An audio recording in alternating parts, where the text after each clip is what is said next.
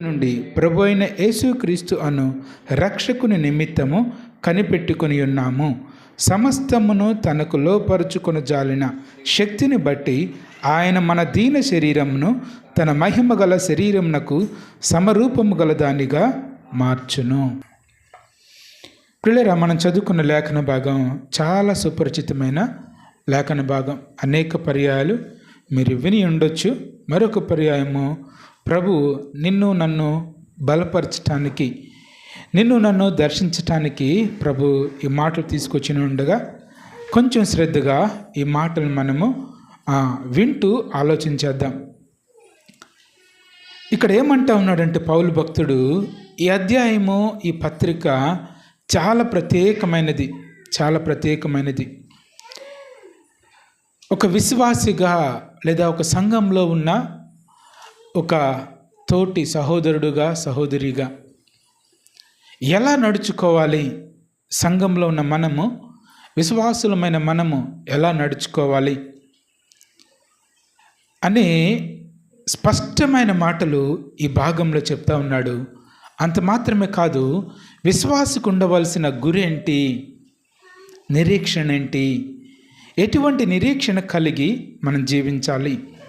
అంత మాత్రమే కాకుండా విశ్వాసులు అని చెప్పబడుతున్న వారు ఏ రీతిగా దేవునికి దూరం అయిపోయి ఏ రీతిగా పడిపోతూ ఉన్నారు, ఆ మాటలు కూడా జ్ఞాపకం చేస్తూ ఉన్నాడు, హెచ్చరిక చేస్తూ ఉన్నాడు.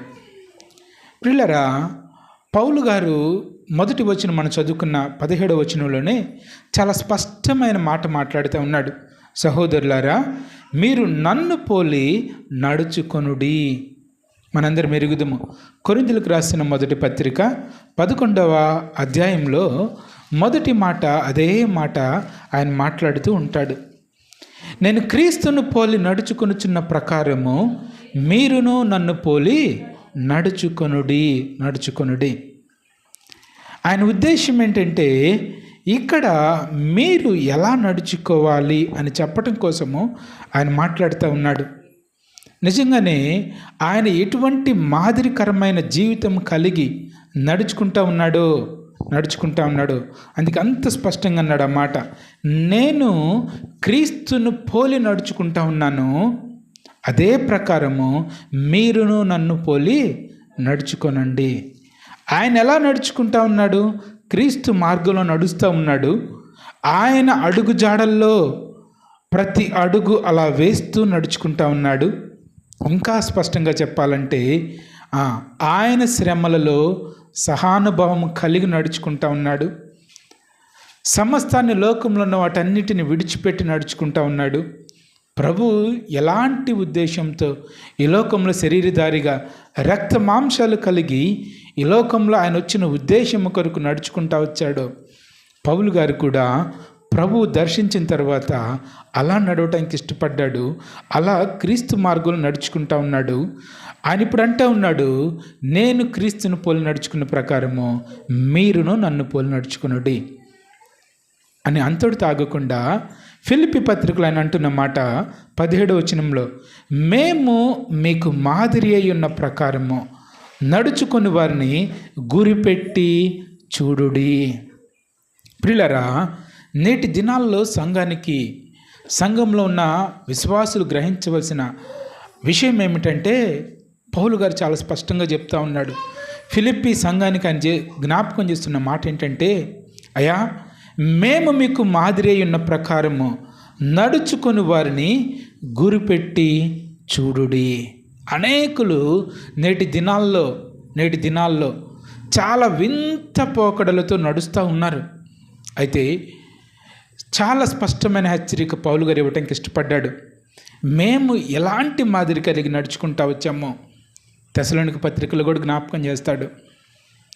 అయ్యా, ఎటువంటి మాదిరిని మీరు మా దగ్గర చూస్తూ వచ్చారు, ఆ ప్రకారమే మీరును నడుచుకొనడి.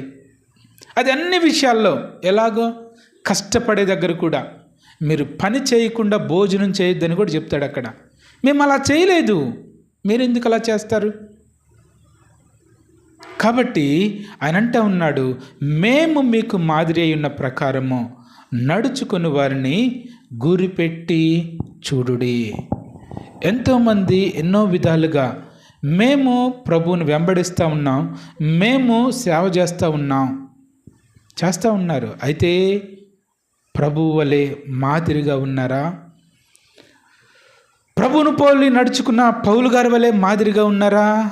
గురిపెట్టి చూడండి. వారు నిజంగా అలా పోలి నడుచుకుంటే వారి అడుగుజాడల్లో మీరు కూడా నడుచుకోండి. అదే మాట హెబ్రీ పత్రికలో కూడా జ్ఞాపకం చేస్తాడు. మీ పైనున్న నాయకులు ఎలా నడిచారో, ఎటువంటి మాదిరిని మీరు కనపరిచారో అలానే మీరు నడుచుకోండి అని జ్ఞాపకం చేస్తాడు కదా. సో మెట్టుకు ఏం చెప్పడానికి ఇష్టపడతా ఉన్నాడంటే, అయ్యా నేను ఒక్కడనే అలా నడిచానని గర్వంగా చెప్పట్లేదు, కానీ